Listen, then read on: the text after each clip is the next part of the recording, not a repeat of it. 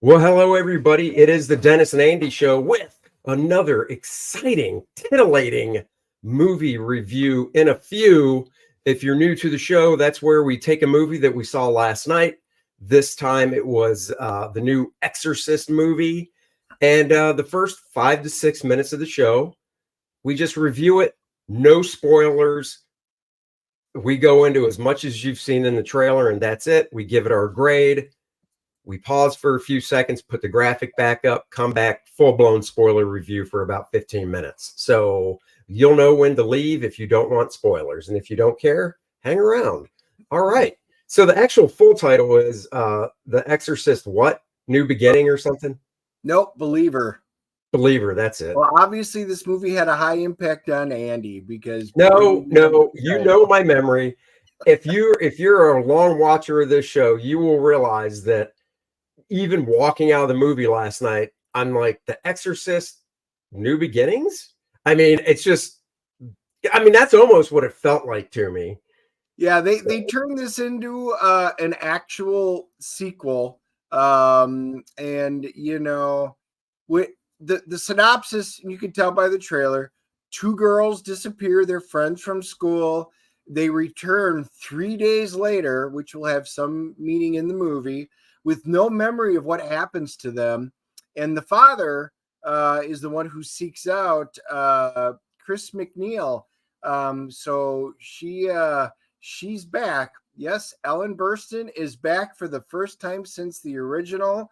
And she's going to try and help find out, what happened and altered the girl, the girl's lives and what's in them. Yeah, so like Dennis said, even though there's 2 girls in this movie, the father and the single father of the black girl, they seem more like the main cast. You think in a movie like this, it would be it would be a little more balanced between the families. The other family of the other girl, they are very religious, church-going people. The father, the single father, is not very religious and stuff, which kind of gets explained in the movie. And well, it does get explained. Shouldn't say kind of. And so out of the gate, the girls are gone for the 3 days. You see that in the trailer. You ask them, they're like, "What? It's been 2 hours." I mean, not that nonchalant, but that's the gist. And I'll be honest, the beginning of the movie, it's an hour and 51 minutes. I thought the beginning of the movie was a little slow. And I know they had to do the build up, but it just felt to me that it kind of logged along.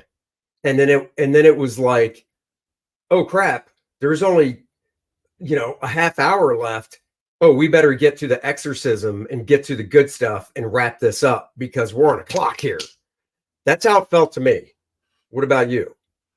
Kind of along those lines. The beginning of the movie I thought was very well done because it did a nice job of setting up the relation between Victor and his girl Angela. And you get to find out, as the movie progresses, what happened, how she was born, what happened to mother, because that's a central theme. It is interesting because the other family, like you said, I don't even think they got a last name in the entire movie. They were just this other characters that also were going through it, and he was a bit of a hothead. She was a religious believer. And that was one of the ties in with this movie is, everything was about everybody's got belief systems of some sort, and they all kind of come together in different ways trying to combat evil. And the slowness in the beginning was fine because it did a nice job of setting up the family dynamics in the Fielding family, but it was really lacking on anybody else's character other than the neighbor. She's the nurse, Mrs. Dowd. And, and it was like all of a sudden, I agree with you. holy crap, we're almost out. All right, we need special effects. We need boom, boom, boom, and hop Right. in there. And they missed huge opportunities. Yeah, and I'm not I wasn't a clock watcher or a watcher or whatever during this movie, but because of how it felt slow, there was a point where I'm like, this thing's got to be getting near the end, and they haven't even begun like the exorcism stuff. So I did look at my watch, and I'm like, oh my God, there's like 20-25 minutes left, and that's when they finally got to it. And Dennis is right. I mean, once again, I mean, the special effects, you've got to hit a home run with the technology today in special effects, and they did. The special effects were great. They were, most of it was all practical. I bet all of it was. There was very little other than, where you'll see an image and it just disappears and stuff. But almost everything was practical effects. They looked really good. The dad, Leslie Odom Jr., I thought he was a great father. I thought the girls, for what they were on, were good. Ann Dowd, the lady who played her, she was fine, but she was really the only other character developed out of anybody. Yeah. You didn't even know what once again, my memory, so correct me if I'm wrong, you don't even know what the mom and dad of the other girl do for a living. Not at all. Yeah, we got a taste of what Victor does for a living. Excuse me, but the other parents weren't fleshed out at all. Right. So then, you've got the pastor, you've got the father that winds up coming in, when they're wind up having to do all this stuff. You got this earthy lady who deals in belief systems from way back when. She's in it. I mean, she's like, again, a hint of her, but you don't get. Yeah, you don't get. She comes across, she comes across like a witch doctor. So, but the highlight really is Ellen Burstyn is what I wanted to see it for. I stayed up and watched the original Exorcist just so it was fresh in my mind, because I was like, man, I still remember that movie. It was very, very impactful. And they paid her a crap ton of money to be in this. And she didn't want to be in it. She's turned down every role, and there's a reason why. They paid her so much money, she turned them down 3 times, and there's a reason. She didn't want to be in it. Her role was pathetic. She didn't even need to be. And honestly, they should have not even turned this into... It shouldn't have even been an Exorcist movie. They could have built a standalone and been far more successful. Yeah, with the type of movies with possession and stuff that are out now, you could have slapped a different title on this and it would have worked. So let's give it our rating, and then we'll move on. There's a lot to talk about after. All right, you go first this time. I think I went last time, so I am giving this a 5.5. It's a totally a meh. The beginning of the movie, I thought it had some nice setup. I enjoyed the characters. They were building into something.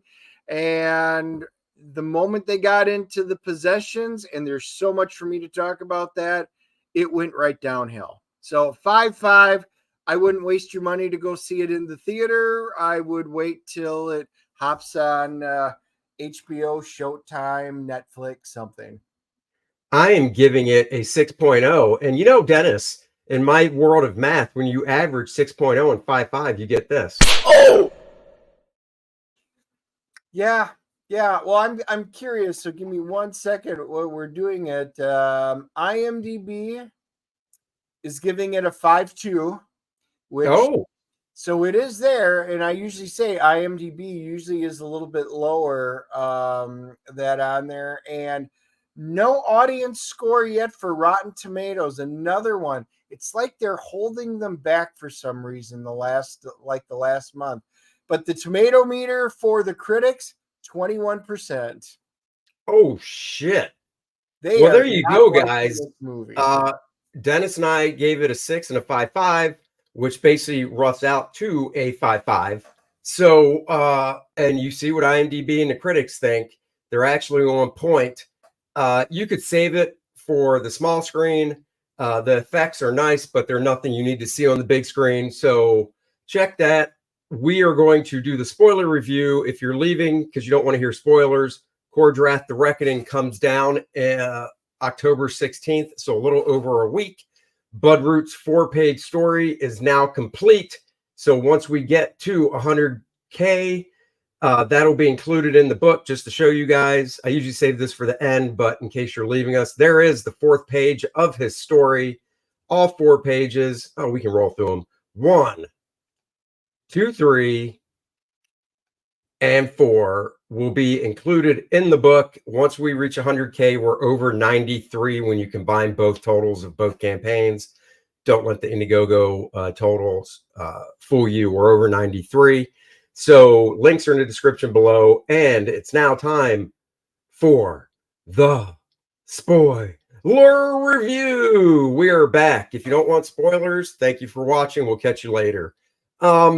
Yeah, so I tell you what, it wasn't a big... So going into the movie, I'll say this. I thought that probably both kids, they'd probably be able to save both kids. But as the movie went on and you're watching it and you're seeing who's getting more airtime, aka the main, Victor and his daughter, the single dad, you're like, okay, she's not going anywhere. Yep. The other kid, they might just for, I guess you could say, shock value, be like, well, we got to throw one to the slaughter. We can't save them both, because then the audience would probably really hate this movie and be like, really? You saved them both? Well, that's what they did. They saved her, and they tried to do a twist with how they did it, but it was just, I mean, this movie was a cheap knockoff of the original, and that was the part that made me very sad. The whole beginning of the movie, while they did a nice job of setting up the characters, there were so many pieces that were literally frame for frame almost of the original. The dogs, when they're fighting at the beginning, you're like, oh yeah. So if you guys want to know what I do, what I'm saying, if you don't remember, go back, watch the original Exorcist, then watch this, and you'll be like, oh, that's from the, oh, there's another one. Oh, it's like The Force Awakens with the original Star Wars. They literally tried doing it. It's been 50 years. I didn't pick up any of that because I haven't seen the original in so long. So yeah, I guess, you could, I don't know if I'd really hammer that as a huge negative. I mean, you could say, oh, they're trying to do a homage, and it's been 50 years. If it was like 10 years later, then it's like, come on, guys. But I know what you're saying. It was just too familiar, and they, like I said, the setup was fine, and they really built into something with the girls. The problem with the movie is they made it where the two girls are interlinked. They are literally together for whatever's possessing them. They're in this together. And yet, once they find this out, the girls are not at all together. We only get the one girl, Angela. She's the only story we get. The other one's not there until the end, where they put them in the chairs together. I'm like, you guys literally walked away from the entire point and the entire reason for the girls being possessed by this demon that apparently does know, Ellen Burstyn's character, Chris. And I just have to say, there was no reason for Chris MacNeil to be in there other than to say, look, we're an Exorcist movie, and IMDb gave it away. Oh, yeah. Ellen Burstyn was in it for 10 minutes and Linda Blair for 10 seconds. She gets second billing, and she was literally in it for 10 seconds. And you knew it. You knew when the mother comes on the screen and starts talking about Reagan and how she hasn't seen her since those events. She basically, the daughter, Linda Blair, grew up and just got away from everything. Hasn't seen her. And right there, I lean over to Dennis and I go, oh, I bet Linda Blair shows up at the end. They better pay that off with that. And they did. It was the, very end. She shows up, and it's like Dennis said. I mean, it was so quick. The two girls, that's another great point. They're so connected. They're great friends at school. So they go off into the woods after school one day to this specific area. and they light some candles, and basically the what's the girl's name? Angela. Yeah. Angela, she's the little black girl in it, with the single dad. Her mom dies during childbirth from some tragic events in Haiti during an earthquake that they start the movie with. And they basically go down into this dugout type area in the woods. It looked like a house used to be there or something, and light candles. And basically, she's trying to connect with her mom. So by doing that, that's what apparently lets Satan in to both of them. But you also got the sense this wasn't the first time they did this. So if that's the case, why is it that this specific time he worms his way in and gets into him and possesses him? So that was weird. I mean, the girls did a great acting job, and there were a few scenes in the movie that, like The Exorcist, they're kind of disturbing. And not disturbing as an adult, but I really did think of it from the standpoint of being these 12, 13-year-old actresses going, wow, that's a pretty hardcore scene for a kid to have to do. I mean, I don't know, maybe you disagree on it, after watching the original movie, the 1973 version was way worse than this. I know. Yeah. The Linda Blair, the stuff that came out of her mouth, the F words and the C words and the shit that was just flowing out of her mouth at the priests and everything. I mean, you're just like, wow. And even now, our eyes would be like, holy crap. You forget that. But in 1973, your whole head exploded. The scene where she's going over backwards and crawling down in the original one, they didn't even show that for 30 years. It was basically removed. And not until the director's cut did we get to see that. The Believer, all it did was basically take a lot of the same type of special effects and redo it. It was a rehash of not only the original Exorcist, but a lot of the Exorcist type movies and put them together. There was nothing new. There wasn't even any, and it's 2023. They can do this now, special effect wise. There wasn't even any of that creepy body contortion from the girls. Right. I mean, everything the girls did, you're like, okay, they're just doing that with makeup. We saw the Pope's Exorcist, and that had better stuff in it.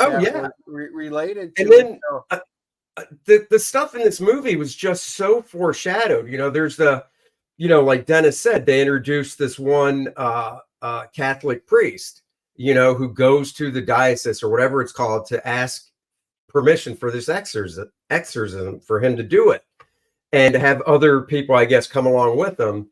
And, lo and behold, the night of it, he gets out of his car and he breaks the bad news that they're not down for it, basically. So he can't do it, so the woman from next door who has seen this type of stuff before, and she was going to be a nun, but then things in her past, she decided not to be, takes on doing the exorcism herself.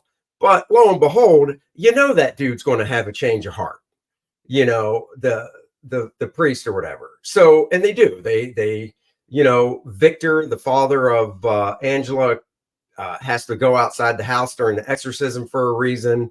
And whoa, what do you know? The guy still, the priest is still sitting in his car. Yeah. If he didn't want to do it and he couldn't do it, he would have driven away. So, I mean, he's still sitting in his car. So the dude knocks on his window and he's like, hey, it's all happening in there, basically. And then walks away. And then, like 5 minutes later, when shit's going awry during the exorcism, it's like, dun, dun, dun, here I am to save the day. And, the priest comes walking in. Honestly, if this movie, if it wasn't for the nice setup at the beginning and the actual real story it started telling, this movie would have just been a shit show. It's just not even worth it. But they do a nice job at the beginning, setting up the one family. You get some of the background. Other than that, it's not worth your time. It's just not. I was very highly disappointed. I mean, you finally get Ellen Burstyn and Linda Blair back, and this is what you do with it. Blumhouse, you just spend $400 million for the rights for a trilogy I don't think we're even going to get movies 2 and 3 out of it because wow, they spent 400 million because they really just for the it's rights. out. I mean, you read this, so it's out in the world. They spent $400 million and they expect this to be a trilogy. Yes. Oh yeah, they're done. Because I don't see where you go. I mean, I see where they can go with the girl that survived, Angela. And the thing is, Blumhouse is just hit or miss in their stuff. Sometimes they land, sometimes they don't. If a studio was going to pay that kind of money to try and do something with it, A24 should have got this and ran with it, because David Gordon Green, he's was involved with the Halloween franchise, and it did not end well either. And I'm just like, I'm wasn't our I saw his name in the credits and I was surprised. Wasn't Danny McBride part of the Halloween franchise? Yeah.